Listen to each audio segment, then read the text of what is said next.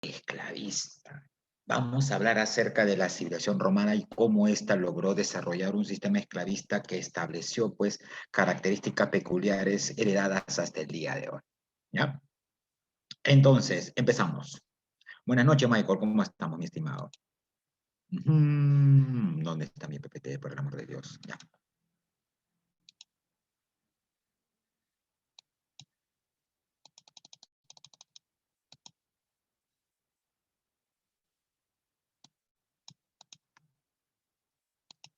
Ya.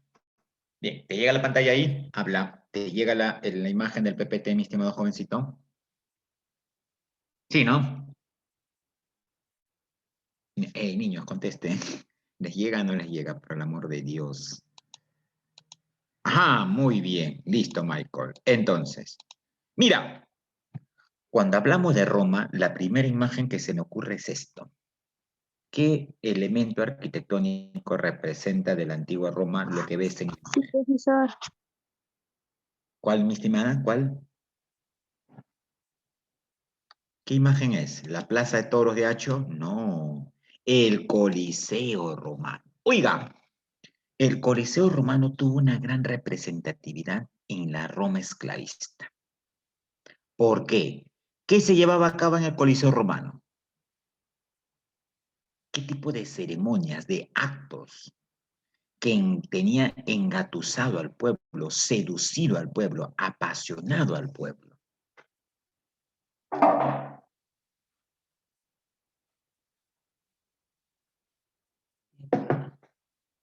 ¿Qué acto, mi estimado?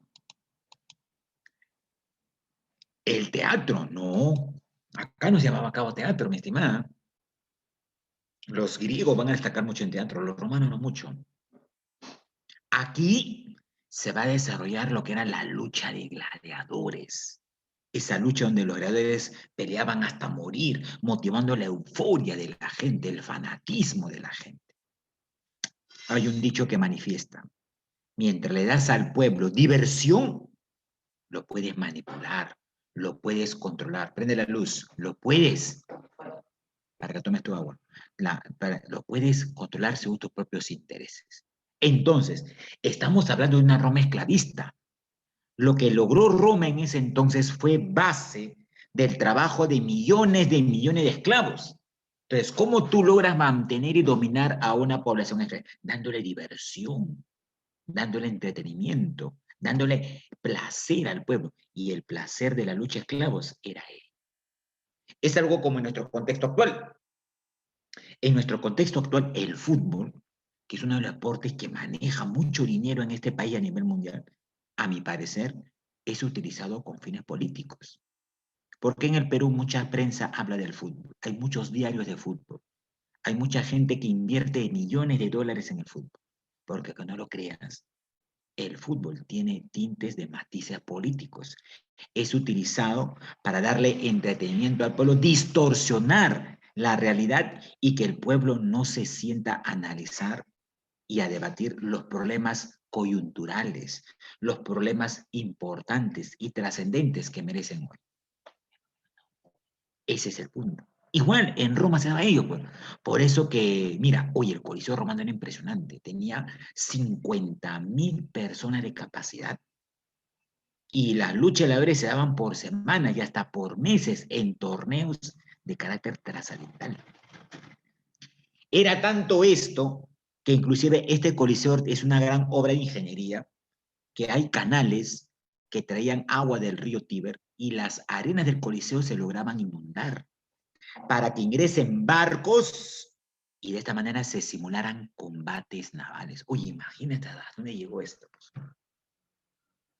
Entonces, la psicología del manejo de la conciencia de la masa se va a aplicar aquí, en Roma. ¿Ya? A ver.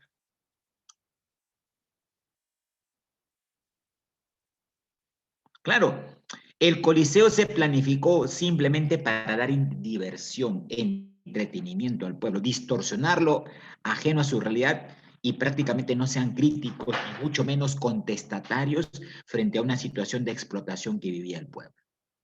¿Ya? Entonces hay que tomarlo en cuenta. Entonces fue ello, bueno, entretenimiento para la plebe, para la pueblo. Bueno, Los orígenes de Roma hay que remontarnos a lo que es la península itálica, Italia, ¿ya? Con su capital justamente hoy, la ciudad de Roma. ¿Correcto, mi estimado jovencito? A ver, la economía romana se va a fundamentar principalmente en lo que es el esclavismo, ¿ya? El trabajo de millones de esclavos sustentó todo el desarrollo, todo el soporte económico de la antigua Roma. Ahora, si Roma es una sociedad esclavista, pregunta, ¿habrá sido una sociedad igualitaria o era clasista? ¿Tú qué crees? Dime, ¿era una sociedad igualitaria o clasista? Habla, contesta. Igualitario no lo creo, mi estimado. Claro, clasista, pues. Establecida en marcadas diferencias sociales. Estaban los grupos dominantes, conformados por los patricios.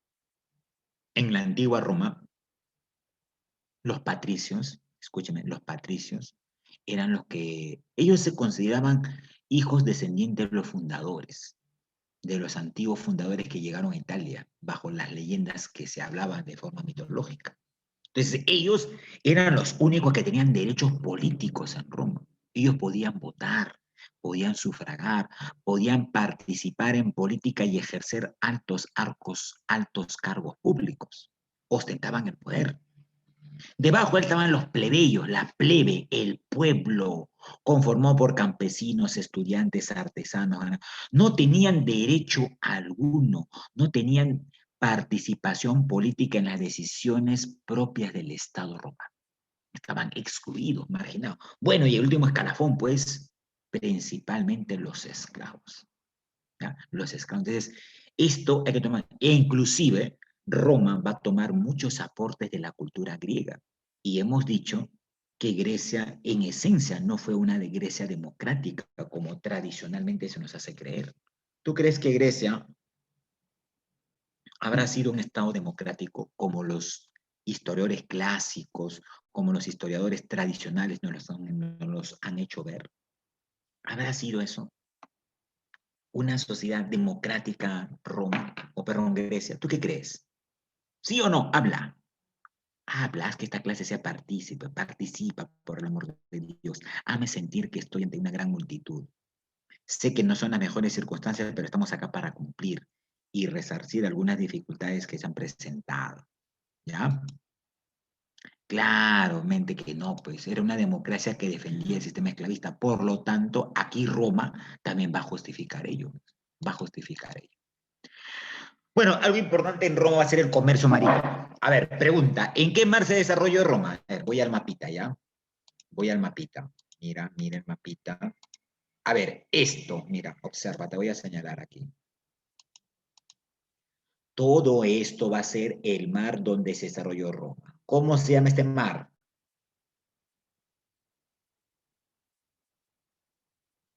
Niños, ¿cómo se llama este mar? A, E, I, O. ¿Cómo se llama este mar? El mar Mediterráneo, jovencitos. Y en ese entonces, el país, el Estado que tuviese el control del mar Mediterráneo, tiene control, acceso a las rutas comerciales de esta parte. Norte de África, Medio Oriente, Turquía, Grecia, Europa Occidental y la península ibérica. Por eso que el mar Mediterráneo era un mar importante desde el punto de vista económico, estratégico, político y hasta comercial. Por eso que los romanos van a desarrollar mucho el comercio marítimo y van a tomar posesión de las principales rutas comerciales en todo el mar Mediterráneo. ¿Ya? Hasta ahí, ¿todo correcto, jovencitos? ¿Todo claro, todo ok? Habla, papito lindo, niña linda. Ajá, muy bien. Entonces proseguimos. Ajá. Ahora, al igual que Grecia, Roma también va a tener un desarrollo histórico. Va a pasar por tres etapas: la monarquía, la república y el imperio. Bueno, la monarquía está plagada pues del misticismo, de las leyendas propias de la explicación de Roma. Se basa pues en la leyenda de Rómulo y Remo, dos gemelos que se fueron amamantados por una loba, para luego reclamar el trono de su padre. Se enfrentan entre ambos, Rómulo logra matar a Remo y fundan la ciudad de Roma, a orillas del río Tíber, considerado también el primer rey romano. Luego van a haber dos dinastías. Dinastías son un grupo de familias, la dinastía latina y la dinastía etrusca. Bueno, va a ser más de resaltante la latina porque el latín va a dar origen pues a las diversas lenguas romances. Tú sabes que el idioma que hablaban en la antigua Roma era el latín. Y si tú algún día lograras dominar latín, obviamente vas a poder hablar las diversas lenguas romances que surgieron en Europa. El español, el catalán, el vasco, el gallego, el andaluz, el italiano, el francés, el portugués, que son lenguas que se originan de ahí. Luego viene la etapa de la República. En la República va a haber una institución que va a concentrar el poder político en la antigua Roma, el Senado. El Senado, conformado por casi más de 200 miembros, que se encargaba de elaborar leyes que van a justificar el sistema esclavista. Aquí Roma inicia su expansión territorial por el mar Mediterráneo, con la guerra que vamos a ver ahora con una nación, con un pueblo. Ya. Aquí surge el llamado derecho romano. ¿Qué es el derecho romano? El conjunto de leyes que Roma ha dado a conocer al mundo. Obviamente, leyes que buscaban matizar las contradicciones políticas. Porque, escúchenme, tú que dominas dialéctica y tú que has estudiado filosofía, debes saber que en la sociedad siempre están las contradicciones sociales. ¿Sabe que son contradicciones, no es así? Entonces, en Roma, en la etapa republicana, va a haber una contradicción. Y esta contradicción va a carcomer, va a desestabilizar, va a provocar la falta de unidad de Roma. Era la lucha entre los plebeyos, recuerda quiénes eran plebeyos, campesinos, artesanos, agricultores que no tenían derecho a nada, y los patricios. ¿Quiénes eran los patricios? Los que estaban en los grupos de poder, los que ostentaban altos cargos. Entonces, los plebeyos, ¿qué le reclaman a los patricios? Participar en la política. Le reclaman participación activa, le reclaman ciertos derechos. Y los plebeyos ejercen luchas. Ejemplo, llegó un momento en el cual los plebeyos huyeron desde la antigua Roma hacia el monte, hacia las cordilleras. No se llevó a cabo la agricultura en la ciudad de Roma, no se llevó a cabo el comercio. Entonces, los plebeyos hicieron sentir su presencia. Los propios patricios tuvieron que ir a convencerlos de que puedan retornar a sus campos de cultivo y a trabajar. Pero acá me dijeron, ¿saben qué? Si regresamos, que cambien las condiciones. Tienen que plantear una serie de documentos, de leyes, en la cual nosotros también tengamos derechos. Y los romanos los otorgan. Por eso, el derecho romano como tal, las leyes romanas, que van a ser el origen de la jurisprudencia y el derecho a nivel mundial, surgieron producto de las contradicciones, de las luchas que se daba internamente en Roma, entre plebeyos que querían más derechos y los patricios que buscaban oprimirlos más. Por eso, mi estimado jovencito, por eso, un gran filósofo de la historia decía que el motor de la historia, ¿qué es? ¿Qué es el motor de la historia? ¿Qué mueve al motor de la historia? Tú has estudiado esos temas en filosofía. Este gran filósofo alemán, autor del Capital, ¿qué decía? Que el motor de la historia es ¿qué? Oiga, vamos, no me decepciones. Tus clases de filosofía que salen a la luz. No, no, hija mía, el trabajo lo dijo Engels de la evolución humana. Pero Marx, padre del socialismo científico, dijo, el motor de la historia es la lucha de clases. Constantemente en la historia ha sido una constante devenir de la lucha de clases. Las clases o explotadoras que buscan oprimir más a los oprimidos y los oprimidos que luchan por sacudirse, librarse de opresión. Lo mismo ocurrió en Roma, pues.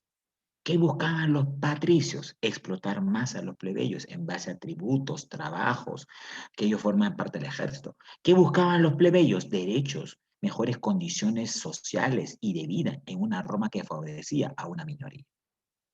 Y entonces, para evitar que estas contradicciones carcoman a Roma, Roma lleva a cabo el derecho. Y eso generó guerras civiles en Roma. Oye, en Roma van a haber guerras civiles. guerras civiles que enfrentaron a los grupos políticos dentro de Roma. Es como hoy, pues, ¿no? Yo lamento hoy que nuestro país está polarizado. Hay un sector que está muy aferrado a lo que dice la señora Keiko y otro sector a lo que dice el señor Castillo. Y esta ha llevado a la polarización del enfrentamiento, no solamente a nivel ideológico y político, también a nivel económico, a nivel social y hasta a nivel cultural. O sea, ¿cómo es posible que una candidata a la presidencia haya dicho el domingo último en este debate que hubo, he tenido que venir hasta acá, hasta Chota, para debatir con usted? Dando a entender, pues, que ir a provincia es como si fuera prácticamente una maldición, algo hediondo, algo inadecuado, ¿no? O sea, ¿qué es lo que tiene la provincia? Pero ahí esta señora hizo aflorar, pues, su clasismo, su carácter de clase, su menosprecio hacia la gente provinciana. Así lo dijo, ¿no? Y ustedes son testigos de ello. Dijo, he tenido que venir hasta aquí, a Cutervo, para debatir contigo. Se afloró, pues, su racismo a ultranza. Y esto generó, pues, la polarización entre dos candidatos. Polarización que en vez de buscar un consenso en un país como el nuestro, lo ha llevado a que las contradicciones actuales que está en nuestro país se están agudizando. Estos dos candidatos están expresando la agudización por un proyecto que permite el continuismo de un modelo neoliberal y un modelo de libre mercado favorable a las transnacionales, y otro modelo que busca un cambio, otro modelo que busca en cierta manera cambiar las reglas de juego para dar un viraje a la situación económica y política de nuestro país. Entonces, estos dos candidatos reflejan, pues, las contradicciones sociales y políticas existentes. Entonces, tú sabes muy bien por dialéctica que las contradicciones siempre están permanentes. ¿Qué hace que en una sociedad cambie, evolucione, dé un salto cuantitativo a un salto cualitativo? Y eso por dialéctica lo sabes, son las contradicciones, pues. La lucha, las constantes contradicciones motivan esto, el cambio de una sociedad por una nueva sociedad. La pregunta es, profesor, esta lucha que está en nuestro país motivará el cambio de una sociedad en una nueva. Esta vieja sociedad ya será caduca y se encuentra una nueva. Habrá que ver, pues. Y habrá que ver. Y si el candidato, este personaje que apuesta por un cambio y viraje, esperamos lo cumpla. Y si no lo cumpla, ahí estamos nosotros para hacer sentir nuestra voz de protesta y ser entes fiscalizadores de que se cumpla lo que se plantea en una promesa electoral. No hay que ser simple convidado de piedra, no hay que ser observadores, tú lo sabes muy bien. Ay, por cierto, felicito a muchos de ustedes por su actividad el 1 de mayo. Me han estado informando el profesor Ochoa, el profesor Maraví, que están haciendo ello. Interés. Mira, eso que tú tienes de participar políticamente en nuestro país ya no se ve en los jóvenes. Entonces, eso implica el futuro de este país. Pues, y esperemos que más se sumen a esa toma de conciencia que tú lo has hecho. Y eso es bastante, para mí, es bastante loable y te lo aplaudo, te lo reconozco, te lo valoro, porque eso va a generar un efecto multiplicador en la sociedad y esperemos que esto se cambie. Yo sí tengo mucha esperanza que esta sociedad puede cambiar y eso va a cambiar justamente con ustedes. Ustedes son las próximas generaciones, las próximas semillas que van a sembrar el cambio que se va a dar de aquí. Claro, un cambio generacional, pues quizás yo ya esté 5 metros bajo tierra, pero al menos en algo hemos aportado a cambiar tu conciencia para que este país también logre dar vida, principalmente siempre en pro del pueblo, ¿no?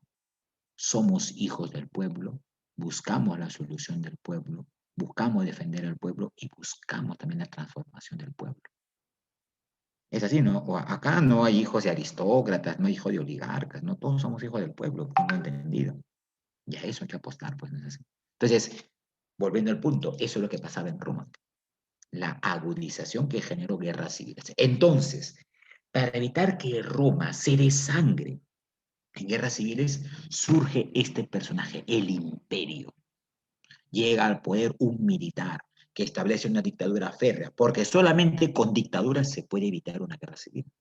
Concentra todo el poder político, económico, militar. Y aquí en el imperio Roma logra su máxima expansión territorial. Logra su máxima expansión territorial. se logra convertir en el imperio más grande de la antigüedad en ese entonces. ¿Correcto, jovencitos? Hasta aquí, hasta donde he explicado. ¿Alguna duda, pregunta, inquietud con lo poco que somos? Mira, deberías preguntar, aprovechen preguntar todo lo que quieras. Somos poco. Somos 8 gatitos. Somos, pero somos, pues. Eso dice mi abuela. No importa con cuántos hagas tus clases, lo importante es que hagas y que se haga sentir el voz de tu presencia en estos jóvenes estudiantes. Y es por eso estamos aquí. Por cierto, mil disculpas por haber fallado en las últimas semanas.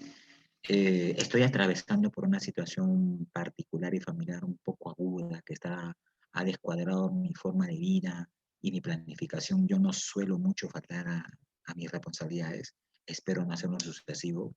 No quiero justificarme, pero te explico cuáles son las razones para que tú entiendas y espero sepas entender ello y disculpar ello. Y estamos aquí pues para un poco para resarcir eso y cumplir con lo que se debe cumplir con ustedes. Porque nosotros como docentes nos debemos a ustedes. Esta academia, este proyecto existe gracias a ustedes. Oiga, sin ustedes como estudiantes, esto no tendría razón de existir. ¿Eh? Son ustedes el cimiento, el soporte de esta institución que busca pues un cambio progresivo, al menos a nivel académico, por así decirlo. Entonces, ¿estoy disculpado o no estoy disculpado? ¿O quieres que me ponga de rodillas?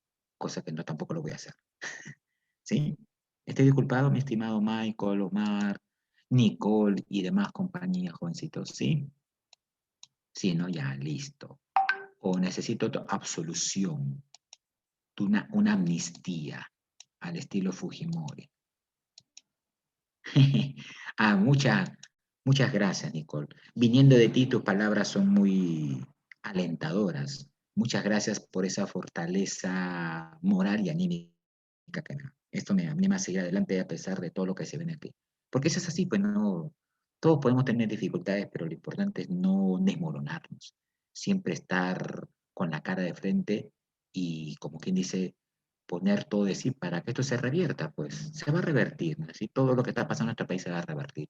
Y eso hay que tomarlo en cuenta y tener la fortaleza del caso. Muy bien, hasta aquí. ¿Alguna pregunta interrogante, papito lindo? Listo, pasamos. Punto 2. La República Romana. Oiga, acá está. Producto de las contradicciones entre plebeyos y patricios, no le quedó más remedio que al Senado romano plantear un conjunto de leyes. Leyes muy bonitas, elaboradas, pero que en la práctica no se aplicaron como deberían ser. Es como nuestras leyes. Pues tú crees que nuestras leyes que hoy se plantean favorecen los intereses de las mayorías o favorecen los intereses de una minoría que busca ostentar el poder en este país. Nuestra constitución política, por ejemplo, favorece los intereses. Oye, yo he revisado la constitución política redactada muy bien, ¿no? Muy pura, con un lenguaje adecuado, pero en la práctica es otra la cuestión. Revisa la constitución política, dice, todos tienen derecho a al derecho de salud en un centro público asistencial, posta u hospital. Pero mira, ve cómo han colapsado los hospitales por toda la pandemia. Muchas personas están muriendo por falta de atención médica. Dice, todos tenemos derecho a una educación de calidad en un servicio público. ¿Cuántos amigos, hermanos nuestros en los Andes, niños, adolescentes, no tienen acceso a educación virtual porque no hay internet, no tienen una tablet, no tienen un celular, no tienen una laptop, mucho menos sus docentes? Hay miles que han perdido el año escolar, no han tenido ni una clase. ¿De qué educación nos habla la Constitución? ¿De qué educación nos habla el Estado? Entonces, date cuenta que el marco legal es ello. Lo decía también el señor Carlos Mar. Carlos Mar decía lo siguiente, ¿no? Esta democracia burguesa, esta democracia de corte capitalista que nos hacen creer que es democracia en esencia, es una democracia en la cual el pueblo cada 5 años va a elegir a quién lo va a oprimir por 5 años más. Te dejo a reflexión si es correcto o no lo que dijo él. Analízalo, desmenúzalo y un poco asimílalo ideológicamente y políticamente. Entonces, esto es lo que ocurre pues en Roma. La ley de las 12 tablas, en la cual se establece igualdad a nivel de jurídico entre patricios y plebeyos. La ley Canuleia, importante, permitía el matrimonio mixto entre patricios y plebeyos. Antes no, pues. Un patricio rico no podía casarse pues con un plebeyo, pero esta ley lo permitió. La ley Ognulia, que permite el acceso a los plebeyos a colegios sacerdotales y a altos cargos en el Estado. Y la ley Hortensia, que establece los plebiscitos con rango de ley. ¿Sabes qué es un plebiscito, no? Cuando a los plebeyos se les consultaba para que voten en una materia de interés nacional o interés general. Obviamente, estas leyes en la práctica tuvieron relativo cumplimiento. A veces sí, a veces no. Como dice mi abuela, se aplica la ley del embudo. Para unos sí, para otros no. Entonces, mientras un marco legal plantee relativismo en el cumplimiento, siempre va a favorecer a los grupos que ostentan el poder o a los grupos que tienen, como quien dice, la sartén por el mango. Eso siempre ha sido, pues, en el plano jurídico y tú muy bien lo conoces. ¿Es así? Aquí está la estructura de lo que es organización política. Está el Senado, que estaba conformado por magistraturas, las asambleas, curiales, centuriales, triviales. Asambleas tendrán reunidas.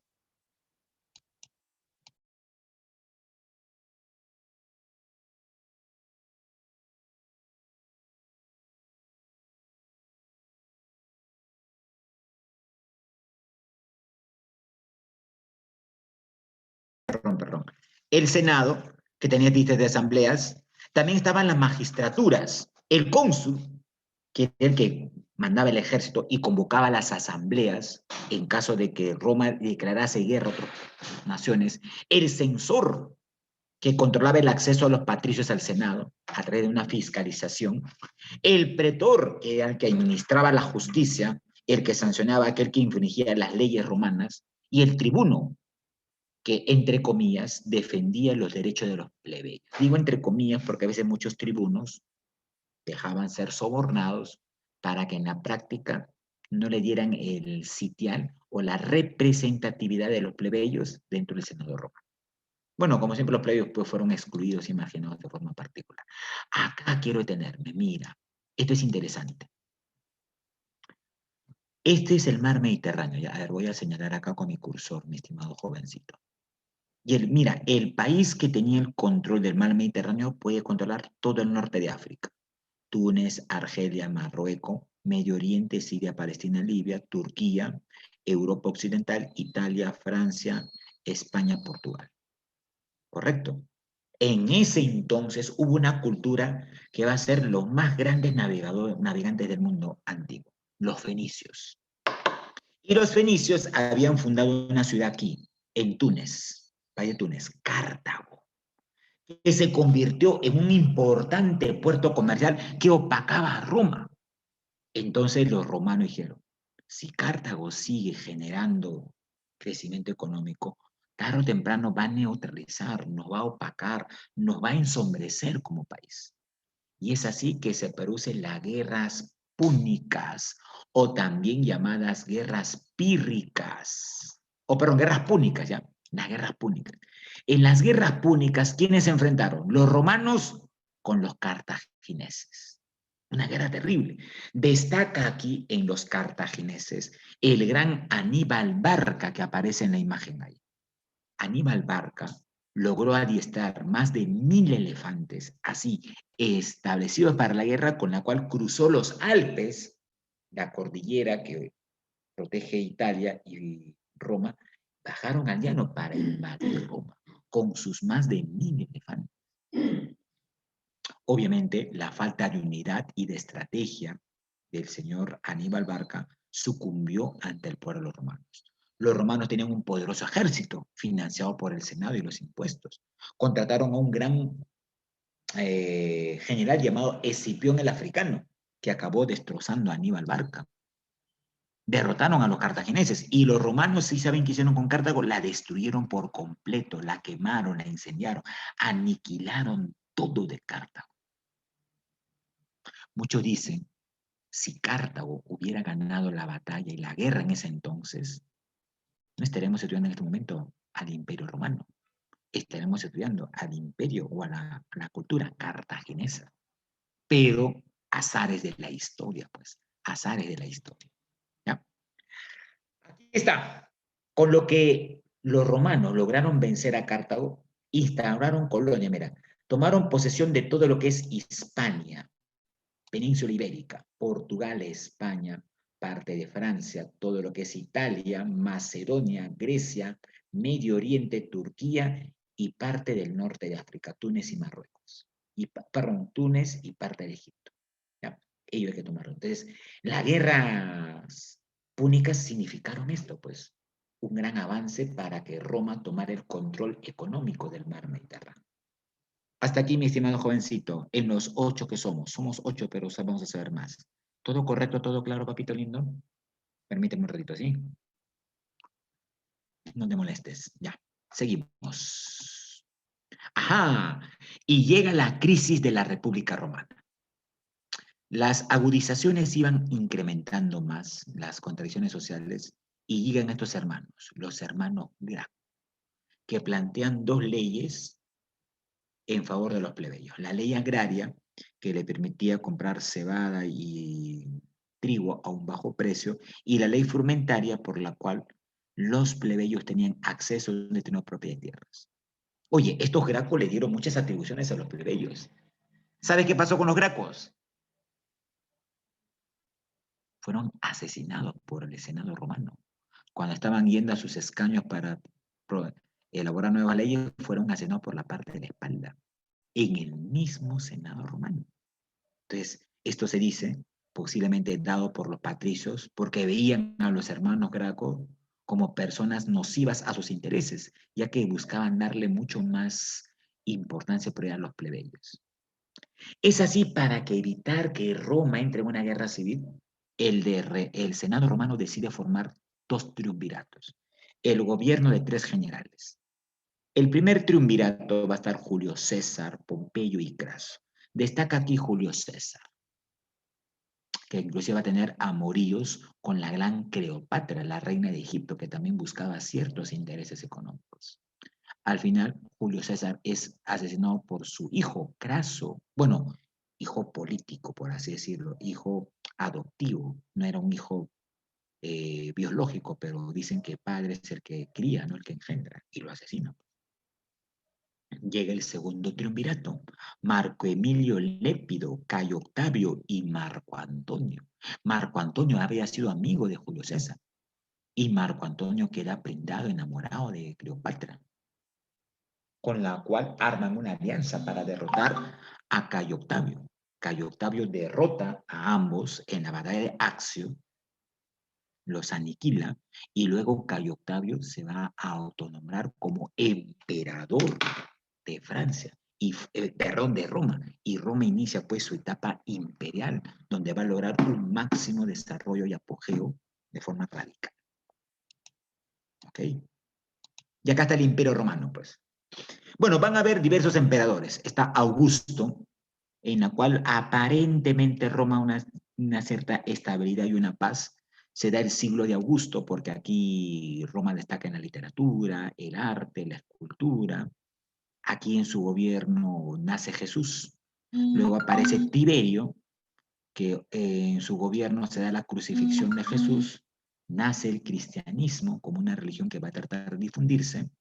Vespasiano, que inicia la construcción del Coliseo romano, la estatua al dios Apolo, principalmente, y luego viene Trajano, uno de los más grandes emperadores, con la cual Roma llega a su máxima expansión, a su máximo desarrollo.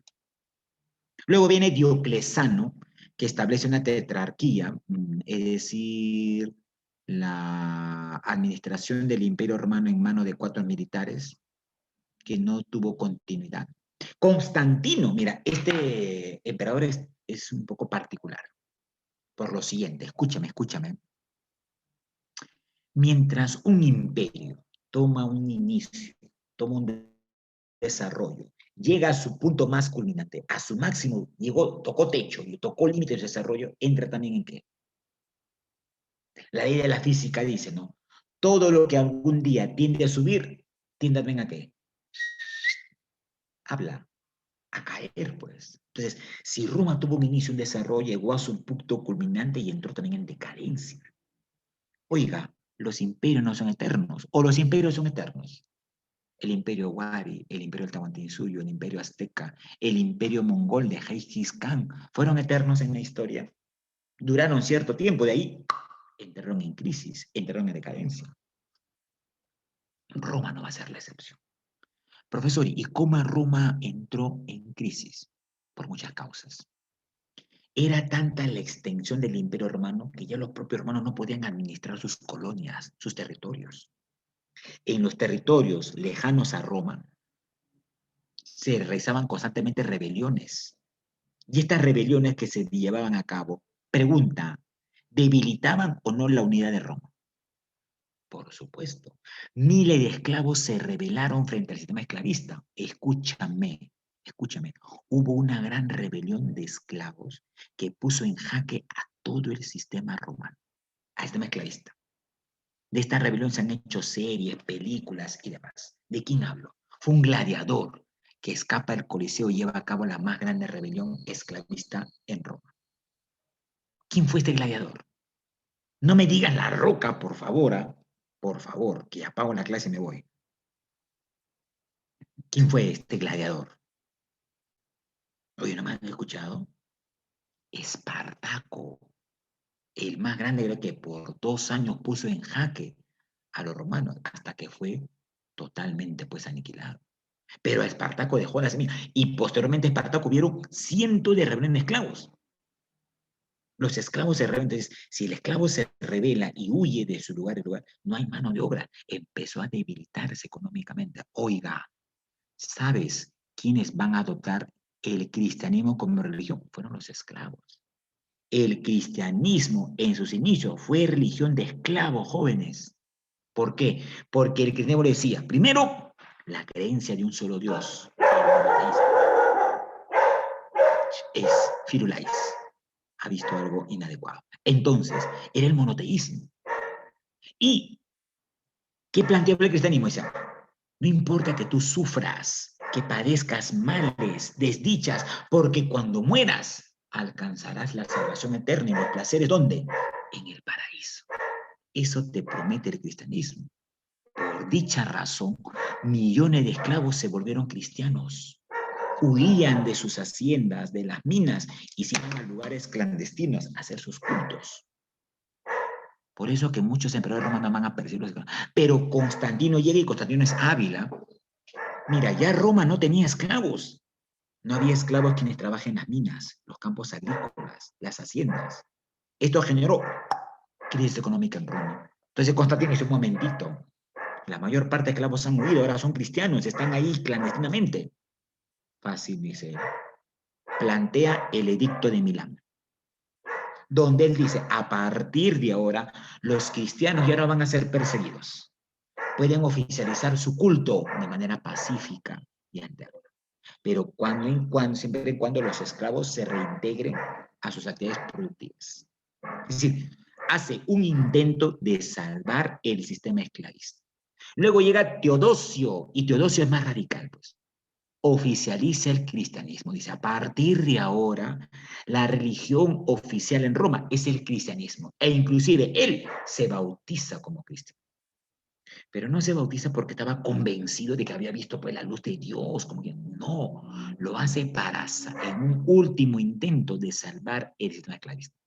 Al declarar él al cristianismo como religión oficial de Roma, planteaba que los esclavos podían seguir laborando, podían trabajar en la economía romana, pero respetando sus creencias, su cultura y sobre todo su religión. Esa es la razón por la cual Constantino Teodosio se oficializa el cristianismo y se convierte en cristiano. Obviamente, para salvar a los demás. Y ya, mira, este sistema esclavista va a punto de caer. ¿Eh? Mientras esto, y tú sabes muy bien que en una situación, ¿cuál es lo más determinante para que una situación se dé? ¿Las causas internas o las causas externas? ¿Qué determina una situación histórica? ¿Las causas internas, las causas externas? A ver, contéstame esto. Y tú lo conoces, ¿eh? Tú has llevado filosofía. Vamos, porque tengo que preparar el lonche para mi abuela que me está esperando en la huerta. Dime, ¿qué es lo más determinante? ¿Las causas internas o las externas, jovencito? Habla. Vamos, contéstame. Nicole, Omar, Michael, ¿se encuentran ahí, niños? María, Sandra, Crisele, Vanessa. En una situación, ¿cuál es lo más determinante? ¿Lo interno o lo externo? Lo interno, pues, hijo. Lo externo es secundario. Entonces, internamente Roma tenía crisis, rebelión de esclavos, escasez de alimento, paralización de la economía. Es decir, estaba a punto de colapsar Roma. En Roma era un cadáver andante. Solamente faltaba que le den el tiro de gracia y todo el sistema esclavista romano, ¡boom!, se venía abajo. ¿Sabes qué es el tiro de gracia, no? Y ese tiro de gracia, ¿sabes quién era? Las invasiones bárbaras. Fuera de Roma habían otros pueblos a los cuales los romanos llamaban bárbaros. No porque eran salvajes, ¿ah? Sino porque tenían costumbres distintas, idiomas distintas, lenguas distintas a las romanas. Y estos invasores bárbaros, visigodos, ostrogodos, vándalos, hunos, invadieron Roma. Pero no vayas a creer pues que las invasiones bárbaras determinaron la caída de Roma. No, simplemente la aceleraron. Le dieron el tiro de gracia a un cadáver que ya era casi Roma. Porque Roma ya estaba, como quien dice, carcomida por la crisis, rebelión de esclavos y demás. Las invasiones bárbaras estuvieron acabando por Roma. ¿Me dejo entender esta parte? ¿Me he dejado entender, niños? Nicole, Omar, Michael, Criseli, Sandra, María Chávez, respondan por el amor. Gracias, gracias. Me hace sentir que no estoy solo, Nicole. Muchas gracias. Ya, entonces, eso hay que tomarlo en cuenta, ya, mi estimado. A ver, y luego viene pues el emperador Teodosio, y Teodosio va a dividir Roma. Observa, esta parte de Roma va a ser Roma occidental. Hispania, Francia, Gran Bretaña o Inglaterra, Italia y parte de Bélgica. Y está la Roma oriental, Grecia, Turquía, norte de Egipto, Medio Oriente y parte de Mesopotamia. Se divide todo esto, lo que era Roma, se dividió en dos partes, Roma de Occidente y Roma de Oriente. Roma de Occidente cae al poco tiempo, porque los bárbaros lo invaden y aceleran la crisis que ya estaba generando Roma. En cambio, Roma de Oriente va a permanecer 1000 años más. Y Roma de Oriente se va a convertir en lo que va a llamarse el Imperio Bizantino, con su capital, Constantinopla, que hoy se llama Estambul, en un país llamado Turquía. Este imperio va a caer en el año 1453 cuando los turcos maometanos invaden esta parte. Pero esta parte cayó al poco tiempo, pues no duró mucho, por así decirlo. Aporte cultural de los romanos, para ir acabando. El historiador Tito Livio escribe la historia de Roma, que habla las grandezas de esto. Plutarco escribe Vidas Paralelas.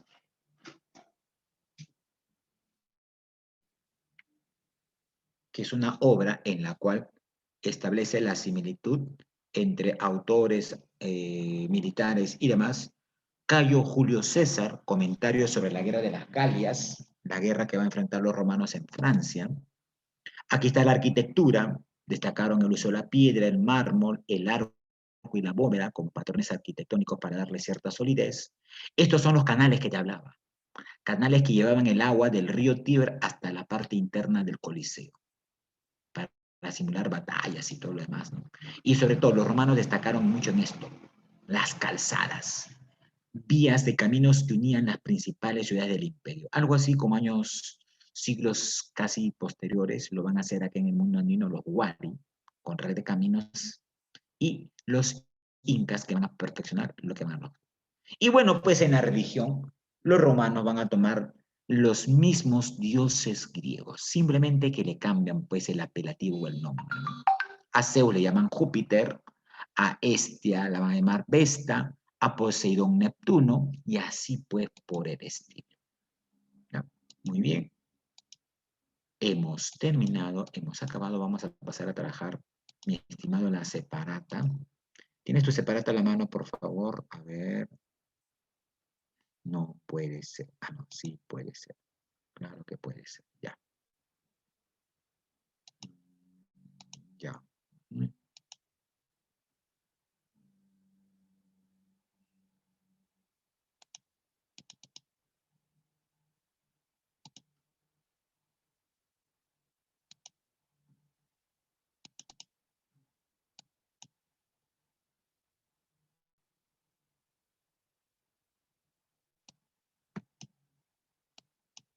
Ya, ¿listo? A ver, vamos a avanzar unas cuantas preguntitas y pasamos a retirarnos, ¿ya? Sin antes agradecer tu presencia, ¿ya? A ver, pregunta número 1, ya. Se encuentra Omar Montes. Omar Montes, mi estimado Omar Montes. ¿Puedes hacernos el honor de la primera pregunta? Omar Montes. Ya, listo ya. Yo lo hago. ¿Estamos? Dice, según la interpretación más aceptada sobre los orígenes de Roma, ya no te preocupes, Criseli, más se consideran como los padres adoptivos de Rómulo y Remo. ¿Quién? Bueno, Rómulo y Remo hablan pues de la leyenda, ¿no? Y según van a haber dos padres adoptivos que son casi un dios y un semidios. ¿Quiénes son estos? Marte, el dios de la guerra, y Rea Silvia, ¿ya? Que va a ser la diosa principalmente de ellos.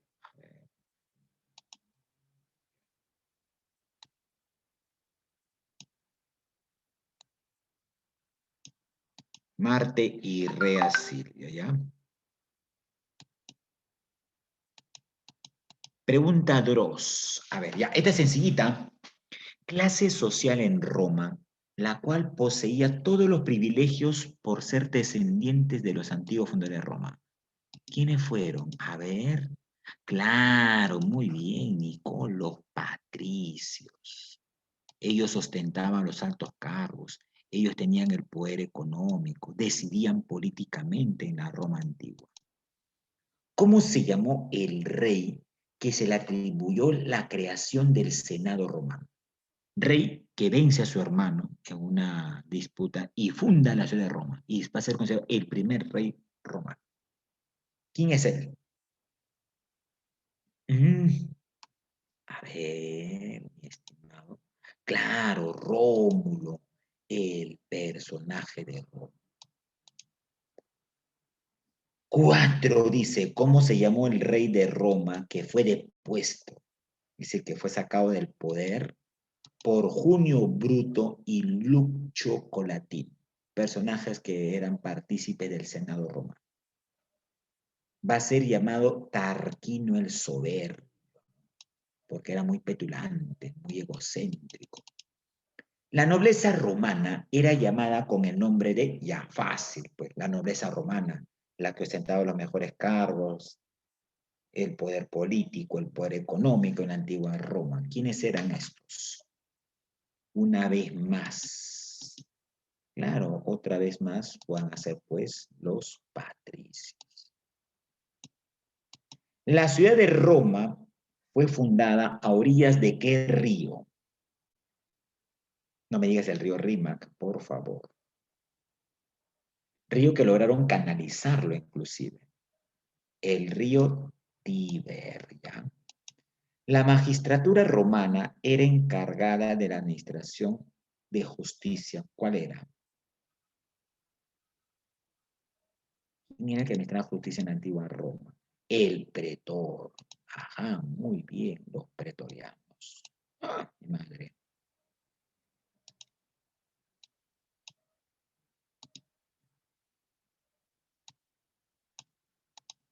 Muy bien. Seguimos.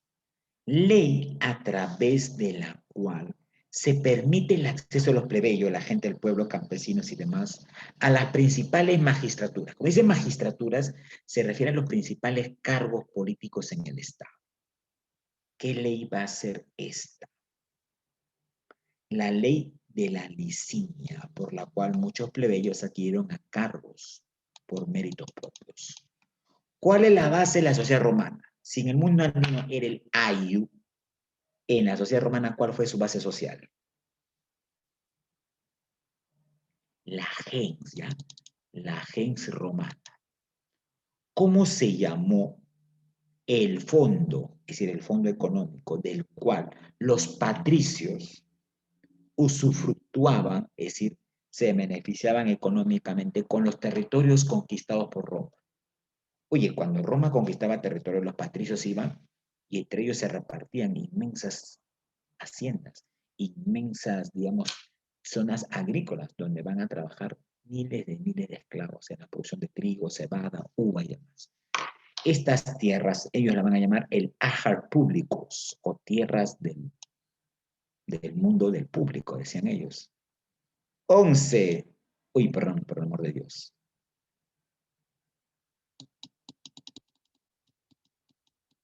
Dice, ¿cómo se llamó la asamblea que se convocaba en caso de guerra en Roma?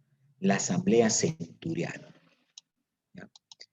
¿Cómo se llamaron las fuerzas sociales que se enfrentaron durante las guerras civiles en Roma? Ah, fácil, pues.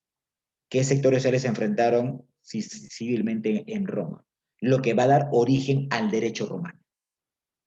A ver, el derecho romano que hoy se formó porque hubieron dos sectores sociales que estuvieron en pugnas, en diferencias. La E, claro, patricios y plebeyos, claro que sí, patricios y plebeyos. Con el nombre de guerras púnicas se conoce el enfrentamiento entre cartagineses y romanos entre los siglos 3 y 2 antes de nuestra era. ¿Qué nombre actualmente lleva el territorio que ocuparon los antiguos cartagineses? Es decir, la ciudad de Cartago o lo que fue Cartago, porque ya no existe. ¿Actualmente a qué país pertenece? Marruecos, Túnez, Argelia, Líbano, Cartagena. ¿Qué actual país es Cartago? Túnez, ya papito lindo, uy, perdón. El país de Túnez.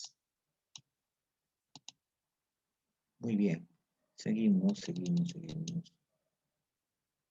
A raíz de un viaje que efectuó a Cartago, inició una violenta propaganda contra la ciudad africana y es fama que desde entonces, cuando hablaba en el Senado, terminaba siempre sus discursos con estas palabras. Denle ex cargo, destruida debe ser Cartago. ¿Quién decía esto? El gran militar que luego va a vencer a los cartagineses, pues, Escipión el africano. ¿Ya? Escipión el africano. Bien, jovencitos, lo vamos a dejar aquí. Ha sido un gusto. Quedan pendientes las preguntas para que pueda resolverlo. Agradezco mucho los que están acá presentes, que han escuchado esta clase, un poco atípica, anormal, fuera así. Yo entiendo a veces de que el reprogramar una clase también va en contra de tus intereses, porque ustedes también tienen actividades planificadas. Yo entiendo, y mil disculpas si ocasiona alguna distorsión en tu vida horaria de forma muy particular. Pero al menos estoy tratando de cumplir y resarcir lo que se pueda dar. Ujú. Ya. El ejercicio 20, ya, claro.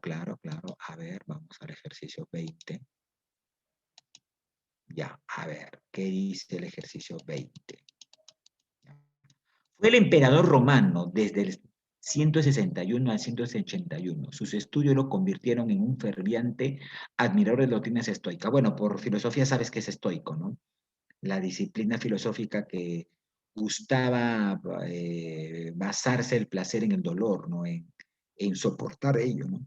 Y es un rasgo original de su personalidad, fue la omnipotencia imperial. No lo desvió ni un ápice de su ideal estoico de practicar la virtud y vivir con sencillez.